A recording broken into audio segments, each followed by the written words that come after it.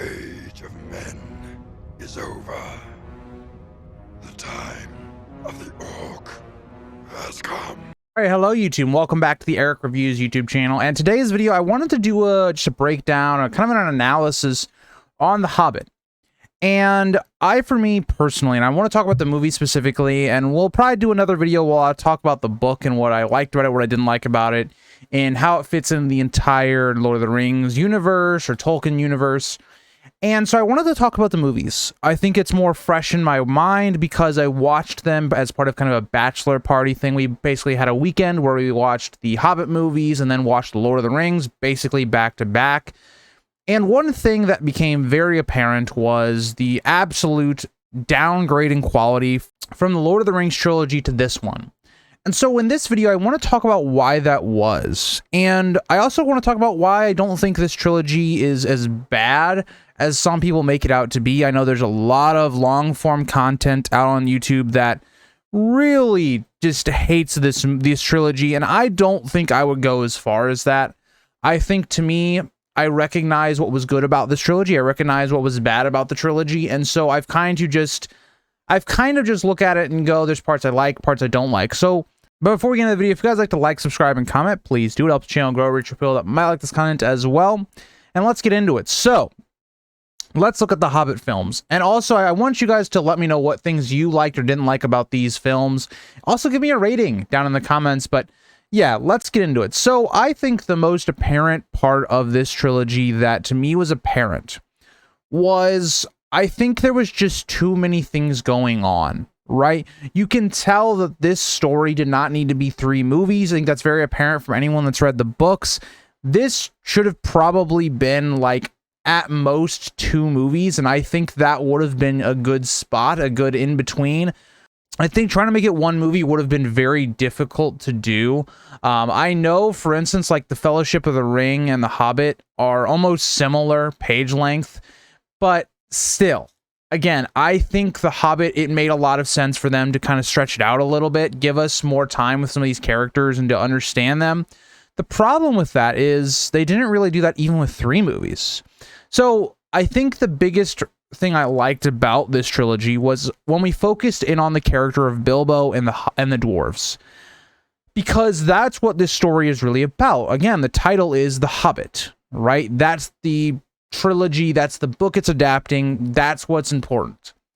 And so I found that the strongest movie of the 3 was the one with the least amount of action, the one with the least scale, right? The second movie has Smaug at the end. It's really the big part of that movie.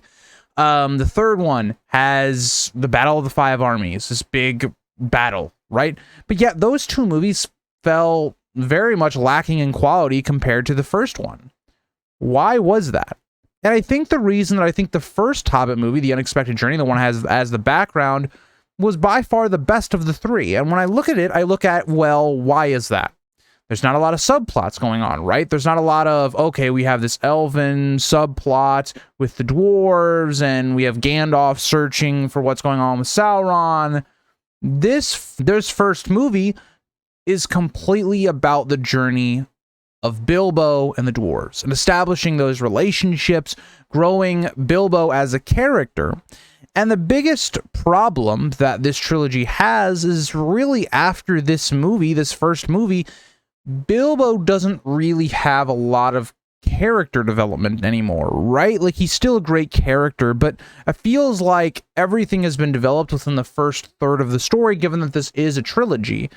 And so that feels very different and weird compared to, like, The Lord of the Rings, where you have a lot of the big payoffs and a lot of the big character moments further on in the story, not in the first movie. And so that isn't completely true, again, for characters like Boromir, but he dies in the first movie. So Bilbo, after this movie, doesn't really feel like he's solely the main character, right? It kind of feels like other characters take over. We don't have as much time to develop Bilbo. And that was the biggest issue that I have with this trilogy, is that it should have focused in on Bilbo and the dwarves. Because again, one of the biggest issues that I find very, very difficult that Peter Jackson and the whole crew had to do was, how do you make this story with all of these different dwarves, and how do you develop all of them, right? Like, The Lord of the Rings had an easier job because it didn't have this massive issue of having a bunch of different dwarves. And so you have to differentiate them look-wise, personality-wise, all these things, where it's like, in the movie or in The Lord of the Rings, you're slowly layered back and introducing these characters, right? The main 9 characters of the story. Like Gandalf, Frodo, and Sam, you're introduced kind of first, and then you get Pippin and Merry layered into that, and then you get Aragorn later on that, and then eventually you get Legolas and Gimli and Boromir at Rivendell. So you have a much easier and simple way of introducing these characters, but that's not the case for The Hobbit. The Hobbit, you're introduced to all these dwarves at the same time. You're just trying to remember all these names, and as someone who I would say have a fair bit of Lord of the Rings knowledge and of this universe, I still struggle to know all the names of the dwarves.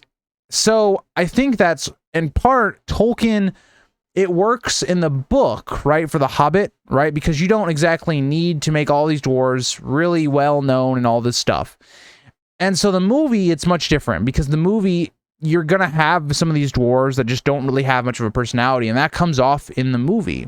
And so it's very difficult to judge, but I think if the movies had stayed to our group, given us more time to interact with these dwarves and figure out what makes all of them tick, because the problem is all of them more or less get stereotyped into one personality, right? So Bomber, he's the fat one. He has pretty much no other development outside of that. We have the guy with the thing in his head, right? Like, all of these different dwarves don't exactly have any type of personality. There's only like a handful that actually do.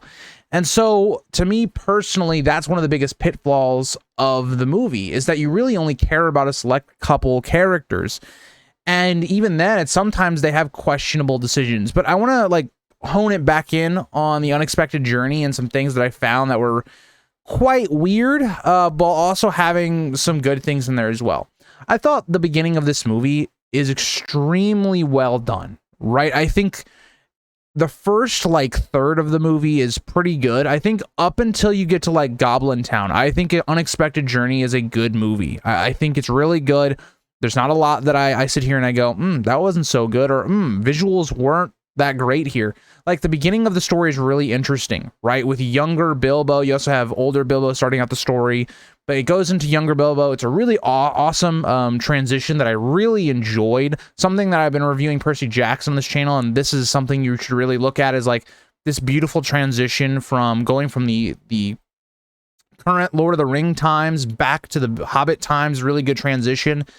And so as we're going through this story, we're introduced to how Gandalf met Bilbo and how this whole plot starts up. But it's interesting the way we get introduced into the whole plot, right? And so all this is really great because it points Bilbo as this stereotypical hobbit that doesn't want to get involved in all this stuff, but he also seems to have an interest. He has interest in these maps. He has an interest in their quest.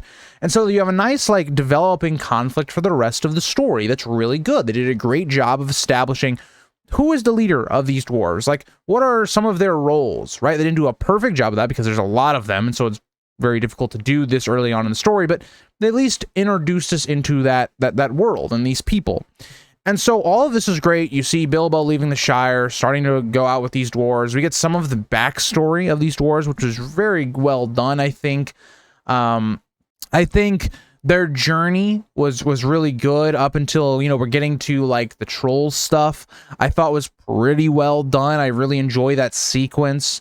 One thing I will say is I don't really feel like we needed the Azog stuff. I think in the book, I think it makes perfect sense for there not really to be a face to like the evil outside of Smaug, because Smaug is really the big bad. And so the issue that the Hobbit movies run into is that because they dilly-dally for so long, you have to have another villain other than Smaug in the movie, or else you're sitting here going, okay, what's our antagonist in the first movie? And so I can see that, but at the same time, I just don't think Azog has a place in this story, in my opinion. It also kind of defeats some of the logic in the actual book and the history that we do know. So to me personally, I think Azog his design I thought was solid. I just don't feel like the character was needed. Because I think a lot of these scenes where we're going to someone reporting to Azog or Azog seeing them and all this stuff, it's like wasn't needed. I also think some other stuff that, you know, we'll talk about probably more in the next movie. I also feel like in this movie, we didn't really need the Radagast stuff with like how Azog finally catches up with them and all that stuff. I don't think we needed that in this movie. It didn't really make sense to me to do so. But again, again, it goes back to this part of like all the added stuff that's not about the dwarves. It's not about Bilbo. All that stuff, in my opinion, just wasn't needed. And, you know, it was cool to see Radagast on screen. And again, I personally don't hate the representation of Radagast. I know a lot of people don't like Radagast in this movie or this trilogy as a whole. But to me, again, we don't know a lot about Radagast from Tolkien. And so you're kind of left to make your own version of the character. You just know, okay, this is where he was living. This is what his powers was. And so Radagast is someone that does strike me as he doesn't interact with humans very often. He's someone that would not be, I guess, socially normal, I guess. So it doesn't exactly surprise me that he's kind of as wild as he is. He cares more about animals than he does people. I didn't hate the representation of Radagast. I think it could have been better. I think it could have been a lot worse. So personally, I didn't have a big problem with Radagast in this trilogy, but, you know, who knows? But again, I think when you look at Unexpected Journey, let's get back to it. I want to focus more on the plot with the dwarves and Bilbo specifically. I don't really want to look at the other stuff, but some of the other things that just were in this movie to add tension where I don't really feel like there needed to be tension, I think is kind of how I look at it, is some of my problems with that. A lot of the added characters we had to put into this movie, I think really took away from a lot of the atmosphere. And so some of the other stuff I really enjoyed, right? I thought set design was still top notch in this entire trilogy. I thought they did a very good job with designing the sets, the atmospheres, the settings. Rivendell looked as beautiful as ever. It was really cool to go back there. Same with the Shire. It looks great. And I think, you know, you look at a lot of the set pieces, even if you didn't like some of the sequences that happen there, right? Like Goblin Town is very weird to me because I think it's a sequence that lasts far too long. Right, when we see our dwarves just defeating these goblins in the most weird and weirdest ways possible, it makes us feel like the dwarves are invincible. Like, this isn't really grounded in reality, right? Like, something that the Lord of the Rings trilogy always did really well is it made you feel like the action was real. And in a lot of ways it was, right? We get all these stories that the actor that played Gimli, John Rhys Davies, I believe is his name, or Viggo Mortensen, and they were actually in actual fights. Like, these are not like CGI'd, or these aren't, you know, anything crazy. Like, this is stuff that was actually, that's why it looks so real, because it was real. And so a lot of this stuff, you know, you look at the Lord of the Rings, it felt like there was real tension. Our characters could die. In this trilogy, you never feel that way. You never feel like we are at any type of real danger. And I guess that changes at the very end with Azog, but that's because it's supposed to happen, or Bolg or whatever, you know. But throughout the trilogy, you never feel like there's any type of way that our characters are going to die, because we've seen them go through all these trials, and they've gotten through it in the weirdest ways possible. Like, there's a sequence in which, like, they're actually killing goblins with a ladder, and you're just like, what? Like, and that happens throughout the entire trilogy, right? The next movie, in Desolation of Smaug, we see Bomber in a barrel, like, randomly spinning and killing orcs. Like, it's so stupid. So the fighting as well in this trilogy was not very good for the most part. I do want to give a nice little shout out to the music. The music in this trilogy was top notch once again. I have a minor it's not a minor complaint. It's actually a major complaint for me, because I'm a massive Ringwraith fan. I love the Nazgul. They're some of my favorite villains of all time. I dressed up as the Witch King for Halloween this past year. And so they played the Nazgul theme when Thorin is attacking Azog at the end of this first movie. And I've never thought about, like, why. Like, I saw that on a YouTube short and I was watching because I paid attention for it in this last rewatch of it, and I was like, what? Like, why did they do this? Like, it doesn't make any sense. You took the Nazgul theme and gave it to Thorin? What? So there's just a lot of, like, silly stuff there. And when you really look at the production behind The Hobbit, there was a lot of issues with it. You know, you had directors backing out. You know, you had a lot of pre-production that was really screwed up.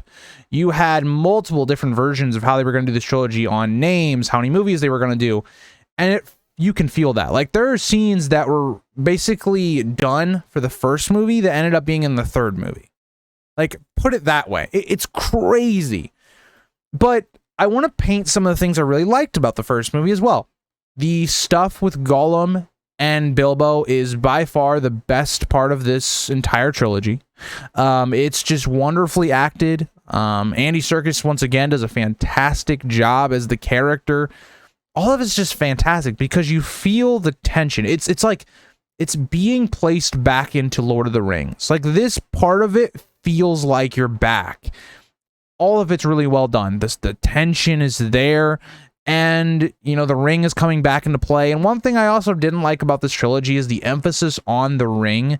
It's something that the book never really did, and a part of that's like, okay, you know, Tolkien maybe didn't have everything thought out yet, but it's one of those things where Bilbo is not really affected by the ring at this point yet, and it kind of doesn't add up because it almost seems like Bilbo is already under persuasion of the ring already. It just feels really weird to me.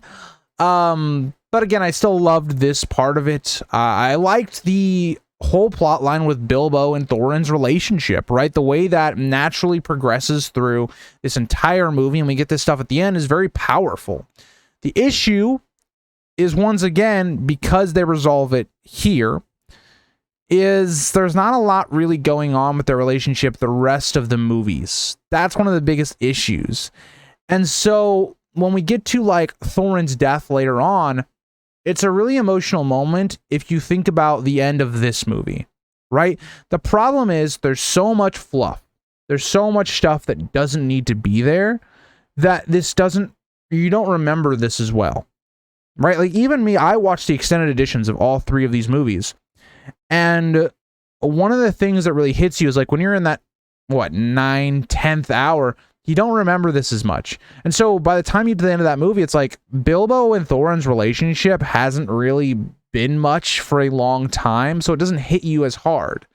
So it's like, I think my main criticism of this trilogy is it shouldn't have been trying to be Lord of the Rings. It should have tried to be its own thing. It should have been two movies. I think where the first movie ends was a good, like, halfway point for the story to then transition to the second movie, which the second movie shouldn't have had the Battle of the Five Armies. You should have had, like, a taste of it, basically given us the spark notes of it. Like, show us parts of it, but you didn't need to show all of it, right? Like, that's kind of how I think about it. Like, you could have shown us Thorin's battle maybe with Azog. You could have shown us, you know, a little bits of the battle, little bits of it, the important parts, and then cut back to, like, Thorin's death, maybe Bilbo waking up and finding Thorin. That would have worked really well. So as we go into these next two movies, which by far are the worst, if you want to look at the 6 Lord of the Rings movies, these two are the worst. It's not even close. They're not. These two are the ones that are harder to find things that I really enjoyed in. I think the second one, I'm not sure which one I like better out of this movie and the last movie, or with Desolation of Smaug and the Battle of Five Armies, because I find that they both have a lot of things I don't like in them. And so let's just pick at Desolation of Smaug. There's a lot of things I can complain about. I'm not really going to talk about the entire plot as much as I did with the first movie, because the first movie, I think, did a better job of understanding the story and the characters. Desolation of Smaug didn't do that really. Like, Desolation of Smaug, what am I going to say on the positives right away? I think right away, the big positive that I have was a lot of the setting looked very good. Like, Mirkwood was awesome, the way it looked anyway. The Palace of the Elves was really awesome to look at. Lake Town's set design was really good. The theme for Lake Town is one of the greatest memes of all time and is one of the best songs I'm just going to put it out there. I thought the casting for Bard was pretty cool. Was pretty good. I just don't think they did a lot with the character necessarily. I thought the design of Erebor was insanely cool. I thought Smaug was awesome, right? Smaug's design looked great. The voice acting was fantastic. The way it looked was very good. It was well done. Bilbo and Smaug's conversation, once again, was a highlight of this movie. Again, interesting that whenever Bilbo is given more screen time, he usually does good with it. And so that's a lot of the positives. A lot of the negatives is the stuff, like the part of this where I think this trilogy goes downhill very quickly is as soon as they enter Mirkwood. The Mirkwood stuff is just not interesting. It's not good. There's not a lot going on, because the problem with the Mirkwood stuff is more or less what prompts the entire Sauron plot. And I know it's cool that we see, you know, Sauron, and they kind of hint at a lot of the histories that was going on with how Sauron came to power. All that's really cool. I love Sauron. I love the backstory there. Unfortunately, it wasn't needed in this movie. And there were talks of like doing Sauron's own thing, like having a movie basically of Sauron's rise to power. The problem is it just didn't fit this trilogy. And I know that's maybe a controversial take. I don't know. Because I know my friends that when I was watching the movie, I said this. I was like, I don't like the Sauron part of this trilogy. It doesn't fit thematically. It doesn't fit what this trilogy should be about. And they kind of disagreed. So I'd love to hear your thoughts on the Sauron stuff in this movie, because to me, it didn't fit. It shouldn't have been in this movie. It takes away, and we're at long stretches, right? When we're going from the elf plot or this other plot of Sauron, we're taking long periods away from vital development from our actual main party. And so, yeah, I just wasn't a fan of this. I didn't think we needed to see it, and all of that. And that kind of goes back, I guess, to the first movie as well, because the first movie kind of introduces it as well, but the second one really hones in on it. So I'm not going to talk about too much of that plot from now on, but again, I just was not a fan of what they did with that whole idea. But getting back to kind of Mirkwood, I just thought the Mirkwood sequence, it just takes too long. You can tell it was extra fluff. Again, it's them basically wandering around, and they lose their minds more or less, and they start forgetting things, and then the spiders come and capture them. Then after the spider stuff, the elves come and all this stuff and save the day, and we're introduced to this love triangle plot, which is the worst plot of this trilogy by far. That isn't any hate on the actors or the actresses or whatever. They did a very good job with what they were given, and I think that goes for pretty much everybody that was involved in this. It was just a lot of the stuff of what they were given was not very good. But yeah, this stuff just takes too long. And I know it's what happens more or less in the book, but the book sequence just feels like more natural. It feels shorter. It's more interesting. The way they do the Mirkwood stuff is very different. It's more like they are, again, they're running out of food, right? They're lost, all these things. And so they keep interrupting these elven parties more or less, and that's what ends up getting them imprisoned and all that stuff, basically breaking the laws of the elves or traditions. And so it feels more natural, it feels more interesting, and all of that. So, yeah, I don't know. You still have the spider stuff as well that happens in the book, but it just feels not done correctly or handled properly in the movie. And so the problem with this is, like, interspliced through this, right, is all the Sauron plot. And it's like, it just takes forever. So finally, again, we get through the elven stuff and they escape in the barrels. And you're also followed by another horrible sequence. Just this barrel sequence is just terrible. I mean, it's illogical. It's stupid. We have another orc attack. And so the elves have to come save the day again. It's just like, why? Like, why? Just let the dwarves... Again, I know why. The why is they need to fluff it out. They need to have another action set piece because they want to have 3 movies. The biggest problem with this trilogy was having 3 movies. And so we see all this happen. They eventually escape. Again, very stupid. Whatever. And so we see them run into Bard. And again, Bard is very interesting. He's a pretty cool character. I think they picked a good actor to play him, or they picked an actor that was pretty good to play him. And so they move into Lake Town. And this is again where we have another issue, because it feels like what they were trying to do was they were trying to show that power corrupts with the governor or lord, I don't remember what his exact title is, of Lake Town. They're basically trying to show that power corrupts and greed is bad and all that. And it's like, yes, those are good themes. It's just it wasn't handled well. And this other character basically comes off as a worse Grimo Wormtongue. So yeah, and he's just also very annoying. I don't know why he was part of this trilogy for so long, why he gets so much screen time. Like, he should have just died in this movie. I don't understand why they kept him for the third movie. It made no sense to me. But yeah, so that's part of it. So the dwarves are basically like, how can we get some weapons and all this stuff to then move on to the mountain? More or less, they end up getting caught. Bard figures out who they are and all of that. And the Lake Town Master or Lord, whatever his title was again, is basically says, yeah, because they are promised gold, they allow them to do so. They allow them to go to the mountain. Again, showing that greed is taking over and all that. And like, it could have been a really interesting plot, just wasn't handled very well in the movie at all. Because again, the Lake Master or Lake Town Master didn't really have any. He didn't really have a character. He was just very one note, and so it made him a very disinteresting character, just in general. And so, yeah, a lot of stuff then happens from this point, right? We get some great stuff with Bilbo and Smaug. That's by far the highlight of this movie. And so we get a lot of that. We also then see the dwarves, and again, this is just another part of this movie that you can tell is fluff. You can tell it's done really badly. We see the dwarves trying to defeat Smaug, and it's just done so badly. Like, it's just not good. And so this is the part of the movie that I struggle with, because when I grade this trilogy, it's so hard because I feel like the first movie really lifts up this trilogy and hides how bad this trilogy really could be at times.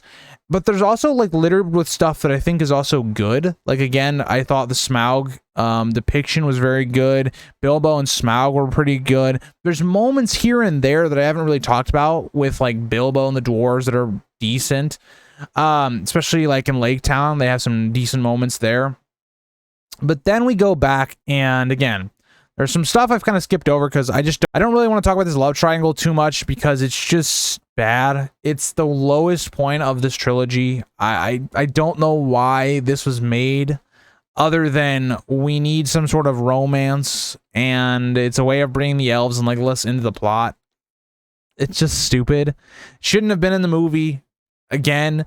So we more or less see that Keely has been shot by a Morgul arrow, which is also very dumb. Other people have talked about this a lot, but it discounts the Witch King's blade. You would seem like this is a very deadly weapon of the Nazgul, had a lot of prestige and interesting stuff around it, and then all of a sudden, they just start giving normal orcs arrows like this. Like, kind of seems stupid. We also know that Keely is not going to die in this moment, so it doesn't really feel like there's a lot of tension anyway. So the orcs end up attacking Lake Town. Bolg is now the head of this hunting party as Azog is moving on to better stuff, I guess. He's leading an army for Sauron. Again, all the Sauron stuff in this movie is kind of whatever. I just don't care about it. But we see this attack. It's just done. Why? I just don't get it. So Toriel shows up. She heals Keely and all this stuff. Legolas is battling Bolg, and Bolg escapes, and Legolas seems like he goes to chase him down, but then in the next movie, he apparently didn't, and he's actually just still next to Lake Town anyway. Very weird. But the end of this movie, it's so weird because it's one of the most badass endings, but it also like is such a huge cliffhanger. It's one of those moments where it's like, it makes you forget about a lot of the bad of this movie, right? Like, I even specifically remember watching this, right, like in theaters, because I remember I was not old enough to watch the Lord of the Rings movies in theaters, which I am really is a shame. I watched all 3 of these movies in theaters. I remember leaving the movie theater thinking, wow, that's how you went in the movie. Like, it was so crazy because it was such a big cliffhanger. You wanted to see Smaug in action in his full power, but also the way, like, his monologue, the way he's going in the air, heading right down to Lake Town. It's a really good shot. It's by far one of my favorite scenes of the entire trilogy. And so I look at this and I go, it almost feels like Peter Jackson and this crew knew that this movie wasn't that good. Like, you can almost tell just the way they ended it, because it's like, yeah, of course you're going to come back now. You want to see how Smaug burns the living shit out of Lake Town. Like, you want to see how that happens, right? So you're going to draw people back in and see how that's resolved. And that's what happens. And so the Battle of Five Armies starts on a very high note, right? You have Smaug destroying Lake Town. It seems like there's nothing that's going to be able to stop him. Bard shooting arrows. It's not working. By the way, his escape is very stupid, but we're not going to talk about it. We see basically all the people fleeing the town, and the master with taking all the gold and shit is leaving, and it's like, okay, he's greedy. We get it. That's his only character personality. That's his only personality trait. And so we see Bard continue to shoot and fail. And again, something that was foreshadowed from earlier, which was nice, again, is that Smaug has a weakness, right? And so Bilbo sees that in the last movie, and then in this movie, Bard's going to also see that later on. But I have one big but. Smaug was great in this, and I love the visual shots. The music was good. The aerial effects of when he was flying was fantastic. But Smaug's death wasn't very good. Like, it was just so weird. It's like his bow breaks, so he has to use his son, and it's just like, what the hell? Why didn't we just keep it as, oh, he shot him with a bow? Like, we didn't need that. It was just so unnecessary. It was so dumb. It was so weird. And yeah, it was a really weird way to open the movie, because it was really great, except for like 2 main parts. One part was Bard's escape, and the second was Smaug's death, those are 2 big things. Those are 2 big things. But overall, I think it was a good start to the Battle of the Five Armies. Now, at this point, we have to realize the elephant in the room. Thorin has some sort of sickness, dragon sickness. He's got too much gold, and it's all going to his head. The problem is, the movie doesn't really make it clear on what's affecting Thorin and how it works, right? Because if it's the gold, why isn't it affecting anyone else, right? It's only affecting Thorin. So that would point to it's the Arkenstone. But at the same time, the movie also seems to play on it that it's the gold that's doing it, because Thorin doesn't have the Arkenstone, right? Like, Smaug quite literally says, like, it's the Arkenstone. That's what's going to drive him mad. That's what Smaug says in the last movie. So is it Thorin's going mad over not possessing the Arkenstone? Like, it's just not made very clear in this movie at all. And its effects are also, like, just weird. You would think it maybe would affect other people. It would affect Bilbo, maybe. I guess you can make an excuse because Bilbo doesn't want power. He doesn't want riches. He doesn't want these things. So maybe he's not as corruptible. Like, something like the ring as well. But it would maybe affect the other dwarves. But I guess because they don't think they're ever going to get the Arkenstone, that it doesn't affect them. It's very weird. This entire plot is very weird in the movie. Doesn't seem to logically add up. And so you get to this point and you're like, when you get to this payoff later on in the movie where Thorin emerges from his sickness or his madness later on in the movie, it just feels just weird. Like, it's one of those things where it's like, throughout this entire movie, I just didn't understand it. I didn't like it. It didn't make any sense to me. But you get that part of it. So we now see all of our dwarves being at Erebor, and they start defending it because others are going to come for their riches and all that stuff, which it actually does make sense, right? Like, I don't think that's the problem. right? That, oh yeah, they're defending their home. They're trying to put up some makeshift gate for now until they can have help arrive. That makes sense, right? Like, what's stopping the elves just coming to Erebor, killing them all, and then taking everything? Like, logically. And you also have already this built-in mistrust of them. All that makes sense. There's going to be stuff that doesn't make sense later on, and it's just attributed to Thorin's madness that doesn't make any sense. Like, Thorin's madness is a plot device. It's definitely a plot device, just so things can happen a certain way.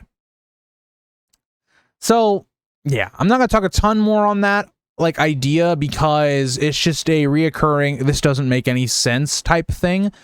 But that doesn't really work for me. Bilbo basically has no character arc, and something else I didn't even really talk about in the last movie, but it's also present in this movie again, just more of the Sauron stuff. It's like, oh, Gandalf gets captured. This movie, it's them rescuing him, and it's like, it's a cool thing to see, but it just doesn't need to be in the movie. That's my problem. It's like, yeah, it's cool to see them fighting the Nazgul, watching Saruman and Elrond and all that, fighting the Nazgul's cool, but it shouldn't be here. It doesn't make sense to be here. Like, we don't need it on screen. This isn't about Sauron's, like, rise to power. It's about the Hobbit. It's about the dwarves. And so, again, just another part of this plot that just didn't need to be here. We have another Legolas plot where they're going all the way to Mount Gundabad that we didn't need to see once again. There's just a lot of stuff in here that just didn't... It was fluff. It was added here because they wanted to make it 3 movies. But long story short, we see Gandalf arriving, telling them, hey, we don't need to do this battle. There's another army coming. They don't listen to him because, of course, they're not going to listen to him. They're, as Thranduil says, like, Gandalf is probably trying to save his friends, which is a good observation, right? Like, I think that's one thing where, again, Gandalf coming in at the last second saying there's another army coming, it's like, Sauron hasn't been back for a while, like, nah, it's fine. So we all lead up eventually till this standoff, right? Where the elves and the elves and the people of Lake Town want what they believe they are owed. Lake Town people definitely have a claim to what's in the mountain. They were promised that, and they also lost their entire home fighting the dragon that the dwarves awakened. They have a claim to it. The elves, not so much. They have a claim to it by force, more or less, but, you know. But at this, we see a dwarven army appear. And, yeah, we get some stuff that I think is really cool looking, but, like, logically doesn't make a lot of sense. Like, there's this mechanic that the dwarves have that just, like, blocks or cuts all the arrows, and it looks super sick. I think it's only an extended edition thing. It doesn't really make sense. Like, how would that even work? Like, it just seems very illogical to me, but again, it is a fantasy thing, so maybe, I don't know. But again, the thing with that is, like, in Lord of the Rings, I never felt like they were things that were very illogical or very unrealistic, and if it was like, oh, a wizard's doing it, so it's like, okay, you know, that makes sense, it's magic. This is kind of weird. So we see a battle start to break out, and again, I think a lot of this could have just been cut. I think a lot of it could have just been cut, and basically we see all of our armies on a standoff, and we see the orcs roll in. I think, you know, you basically just give us, like, some cutscenes. Like, you give us, okay, the battle starts, right? Everybody's kind of doing their thing. We see Thorin come out to help, and he goes to kill Azog, and at that point, skip everything else. Right? You don't need any of this other stuff being shown on screen, right? This lasts for a long time, whether it's, let's go to Dale, let's go defend the gates of Erebor for a long-ass time, whether it's the elves being killed, and there actually is some cool stuff there, right? That's not to say they didn't do everything was bad, but it just wasn't needed. Like, Thranduil, I'm not sure how to say his name exactly. I know who the character is, I just struggle on pronunciation. But him, like, realizing, oh, all these elves are dying, and that realization, like, what war is doing is actually really an interesting character idea for him. He's an elf, right? They don't die. It's really interesting. It's the same idea that Haldir basically had in the movie of the Two Towers. That's what happens here, but kind of on a more grander scale, I would say. And so when you're looking at that, again, I think all you really needed was to get them to point A to point B, I don't even think you almost needed to see Keely and Feely die, but if you wanted to, you could have both of them die on screen, which what you probably should have done. Have the battle with Thorin and Azog. Meanwhile, Bilbo is basically out of the entire battle, more or less. Have Bilbo then talk to Thorin on his deathbed as he's dying. You have an emotional moment and then end it, right? Like, and that's the thing, is like, if there only would have been 2 movies, this would have been a very impactful scene. It was still emotional. It still hits you on that spot, but it's not all that it could have been, right? Like, think about Frodo and Sam as they're going up to Mount Doom, and they're having these moments where it's like, Frodo can't go on anymore, and Sam has to carry him. That's a very emotional moment. Or Aragorn saying, "For Frodo," very impactful, emotional moment. It's one of those where it's like, we've had such a long journey, so much, and these characters are thinking that Frodo could have died, right? He possibly did die, given that the Mouth of Sauron basically implies that. It's these emotional moments. And that there's not that emotional moment for the Hobbit trilogy because of how long these movies were, how fluffed out they were. And so Thorin's death, I think for the most part, was handled pretty well. It's just because of everything else going on, it wasn't as impactful. It didn't hit as hard. Same for Keely and Feely, right? And I think especially in Keely's situation, because the love triangle stuff just didn't, it just was irrelevant. It shouldn't have been there. And that's not even to say that I don't like the character of Tauriel, but there's just no believability that these two would have a relationship. There's not enough there for me to believe it. But, you know, the actress that does Tauriel does a fantastic job, right? In the acting after Keely's death. And so, again, I think a lot of the emotional moments don't hit because of everything I've talked about in this video. And what I'm kind of left with the Hobbit trilogy is it had moments of brilliance and good, and it had moments of disaster, of just, we extended things out way too long. We were trying to be the Lord of the Rings too much.